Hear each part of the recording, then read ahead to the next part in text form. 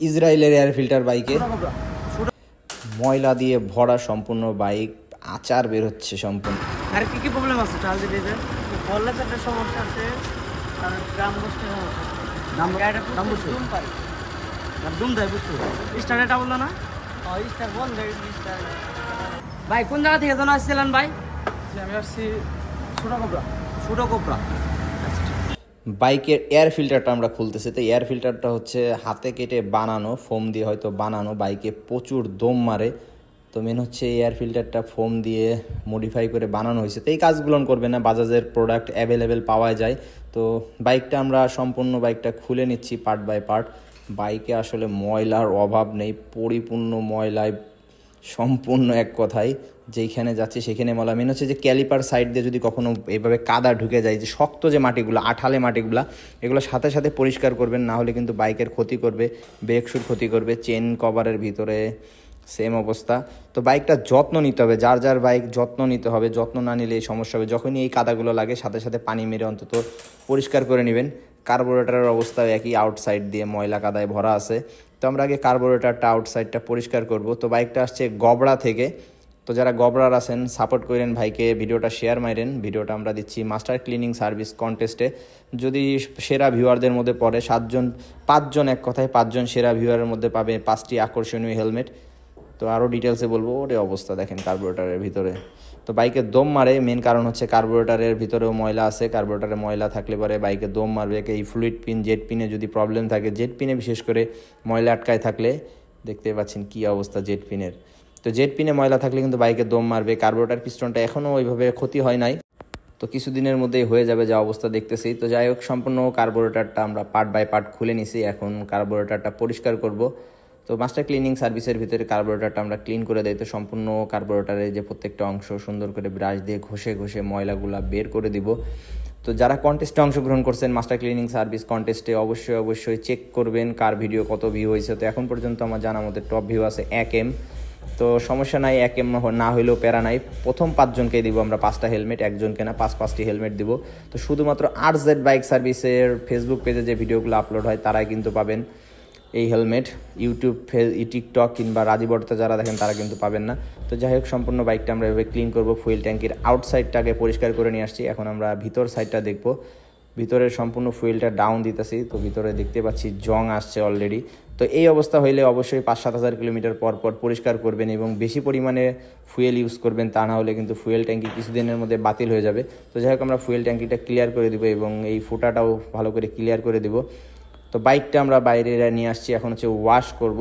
তো ফার্স্টে আমরা পানি দিয়ে ওয়াশ করব। পানি দিয়ে বাইকটাকে প্রাথমিক যে ওয়াশটা চকচকা ঝকঝকা করে নিব, যাতে কোনো রকম বালি কিংবা শক্ত যে কাদাগুলো দেখাইছিলাম ওই শক্ত কাদাগুলো যাতে না থাকে।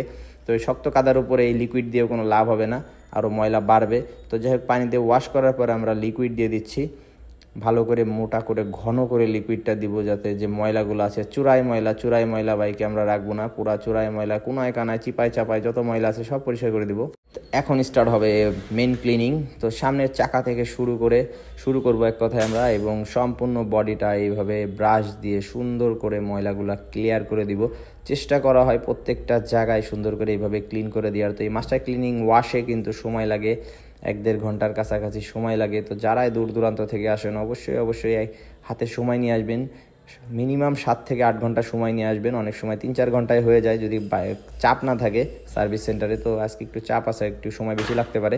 তো বাইকের প্রত্যেকটা প্লাস্টিকও কিন্তু আমরা এইভাবে ওয়াশ করে দিই, সাইড কভার থেকে শুরু করে ব্যাক প্যানেল, যেখানে যত পার্টস আছে প্রত্যেকটা পার্টস এইভাবে ওয়াশ করে দিই। তো বাইকটা এখন ফাইনাল ওয়াশে দিচ্ছি আমরা। লিকুইডটা বের করে দিব, সুন্দর করে পানি মারবো, পানি মেরে ওয়াশটা কমপ্লিট করব। এছাড়াও বাইকের যে বডি প্লাস্টিকগুলো আছে, এটা হচ্ছে এয়ার ফিল্টার বক্সে অনেক সময় মোবিল জমে যায় এবং বিভিন্ন ধরনের ময়লা জমে যায়। তো আমরা খুলে নেই, চেক করি, তারপরে ওয়াশ করে দিই। তো ওয়াশটা করে দিচ্ছি, মাডগার্ডটা ভালো করে ওয়াশ করে দিব। মাডগার্ডের ভিতরেও কাদা আটকাইছিল, প্রচুর পরিমাণে কাদা আটকাইছিল। তো পুরো বাইকটাই ওয়াশ করা শেষ। এখন আমরা হাওয়া দিয়ে পানি বের করে নিব, সম্পূর্ণ বাইকটা সুন্দর করে শুকাই নিব। কোনো প্রকার পানি যাতে বাইকে না থাকে, পানি থাকলে পরবর্তীতে জং আসতে পারে, যার জন্য আমরা সুন্দর করে এইভাবে হাওয়া মেরে বাইকটাকে শুকাই নেই। বাইকের নাট বল্টুগুলো কেরোসিনে ভিজায় রাখছিলাম, তো এখন নাট বল্টুগুলো ভালো করে ডলে জং এবং ময়লা আলাদা করে ফেলবো। তো এরপরে আমরা শুকনা কাপড় দিয়ে মুছে নেব এবং বাইকে ইনস্টল করার সময় প্রত্যেকটা নাট বল্টু গ্রিস করে ইনস্টল করব। ক্যাবেলটা পরিষ্কার করে দিচ্ছি, ক্লাস ক্যাবেলটা পরিষ্কার করছি। মেন হচ্ছে ক্লাস ক্যাবেলের তারটা চেঞ্জ করছিল হয়তো ভাইয়া, তো এইসব কাজ করবেন না, অরিজিনাল প্রোডাক্ট ইউজ করবেন। তো পরিষ্কার করার পরে আমরা নতুন ইঞ্জিন অয়েল দিয়ে দিচ্ছি। ক্যালিপার ওয়াশ করব, এটা হচ্ছে পিছনের ক্যালিপারটা। ক্যালিপারের ভিতরে দেখেন কতটা ময়লা আটকায় আছে। পিছনের ব্রেক প্যাডটা ভালো আছে, পিছনের ব্রেক প্যাডটা জাস্ট ঘষা দিয়ে এটা ইনস্টল করে দিব। তো ব্রেক প্যাড ইনস্টল করার আগে ক্যালিপারের অংশগুলো সুন্দর করে পরিষ্কার করে নিচ্ছি। এরপরে আমরা গ্রিস করে দিব, গ্রিস করে দিয়ে ব্রেক প্যাডটা ইনস্টল করে দিব। সাথে থাকবেন, বাইকে এখনও অনেক কাজ বাকি আছে, প্রত্যেকটা কাজই দেখানোর চেষ্টা করব। তো যারা ভিডিওগুলো দেখেন, ভিডিও ভালো লাগলে অবশ্যই শেয়ার করবেন, সাপোর্ট করবেন। কল্লাটা আলাদা করে নিচ্ছি, মেন হচ্ছে বল রেসারের সমস্যা আছে, বল রেসারের কাপটা খেয়ে গেছে, যার জন্য বাইকে একদিকে টানে। তো আমরা অরিজিনাল বাজাজের যে বল রেসারটা আছে, বল রেসারটা ইনস্টল করে দিব। তো বল রেসার ইনস্টল করার সময় বল রেসার পুলার দিয়ে আমরা বল রেসারটা ইনস্টল করি, সুন্দর করে প্রেশারটা যাতে সঠিক প্রেশারটা পড়ে। তো এরপরে আমরা বলটা ইনস্টল করে দিব এবং গ্রিস করে দিব, গ্রিস করে এটা ফাইনাল করে দিব। বল রেসারটা সেট আপ করা হয়ে গেলে অন্যান্য কাজ করব। তো বাইকে ফার্স্টে দেখাইছিলাম এয়ার ফিল্টারটা কেমন কেরমানি করা ছিল, তো যাই হোক এয়ার ফিল্টারটা আমরা নতুন দিয়ে দিচ্ছি এবং ফ্রন্টের স্টিকটা গ্রিস করে দিচ্ছি এবং সামনের ক্যালিপারটা পরিষ্কার করে দিব। সামনের ক্যালিপারে প্রচুর ময়লা আটকায় আছে, দেখতেই পাচ্ছেন কি অবস্থা। স্ক্রুড্রাইভার ঢুকাইলেও খালি শুধু ময়লা আর ময়লা, কাদা, মনে হচ্ছে আচার দেওয়ার ভিতরে। তো যাই হোক গ্রিস ছিল, গ্রিজের ময়লা যে এই কাদা হয়ে গেছে, তো এটা পরিষ্কার করে দিচ্ছি। চেষ্টা করবেন যখনই ব্রেক প্যাড পরিবর্তন করেন অবশ্যই ফ্রন্টের ক্যালিপার হোক, রেয়ার ক্যালিপার হোক, সুন্দর করে ক্লিন করাবেন। হয়তো 50 টাকা বেশি দিতে হবে, অবশ্যই দিবেন, দিয়ে সুন্দর করে কাজটা করাই নেবেন। যাবেন আর যে কাজ করায় চলে আসবেন, এটা আসলে ঠিক না। অনেকে বাহাদুরি দেখান, বাইকটা দিয়ে চলে আসেন হুট করে, যে পরে নিয়ে আসেন। তো নিজের বাইক নিজে দাঁড়ায় থাকবেন, দাঁড়ায় থেকে সুন্দর করে কাজটা করাই নেবেন। তো যাই হোক সম্পূর্ণ ক্যালিপারের প্রত্যেকটা অংশ পরিষ্কার করে দিব। তো একটু জং ছিল, সিরিজ কাগজ দিয়ে ঘষে ভালো করে এটা ক্লিন করে দিচ্ছি। তো যারা মাস্টার ক্লিনিং সার্ভিস কন্টেস্টে অংশগ্রহণ করতে চান অবশ্যই সার্ভিস বুকিং দেওয়ার সাথে জানাই দিবেন, কন্টেস্টে অংশগ্রহণ করবেন এবং আমরা ভিডিও করে দিব, তাহলে কন্টেস্টে অংশগ্রহণ করতে পারবেন। তো ক্যালিপারটা পরিষ্কার করা শেষ, এখন শুকনা জুট দিয়ে ভালো করে মুছে নিচ্ছি। মুছে নেওয়ার পর ভিতরে ওই ক্যালিপার রাবারের ভিতরেও দেখতেছি প্রচুর ময়লা আছে, তো এটাও ক্লিন করে দিব এবং এরপরে গ্রিস করে দিব, গ্রিস করে এটা ইনস্টল করে দিব। তো চেষ্টা করবেন সবসময় গ্রিস করে নেওয়ার, গ্রিস করে নিলে কিন্তু ব্রেক প্যাডটা লং লাস্টিং করবে এবং ব্রেকিংটা অনেক ভালো হবে। তো সামনের ব্রেক প্যাডটাও যথেষ্ট ভালো আছে, ব্রেক প্যাডটা সিরিজ কাগজ দিয়ে ঘষে দিচ্ছি। ঘষা দিয়ে এই ব্রেক প্যাডটা আমরা ইনস্টল করে দিব।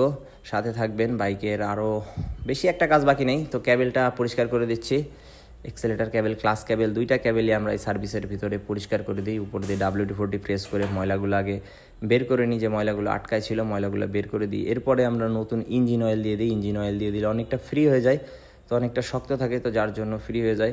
তো আমরা ইদানিং অতিরিক্ত ভিডিও আপলোড করতেছি, মেন হচ্ছে একটা কন্টেস্ট চলতেছে, যার জন্য অতিরিক্ত ভিডিও আপলোড করতেছি। যারা ধৈর্য সহকারে দেখেন আপনাদের অসংখ্য ধন্যবাদ। তো যারা গবরার আছেন অবশ্যই ভাই ভিডিওটা শেয়ার মাইরেন। বাইকের কাজ মোটামুটি শেষ।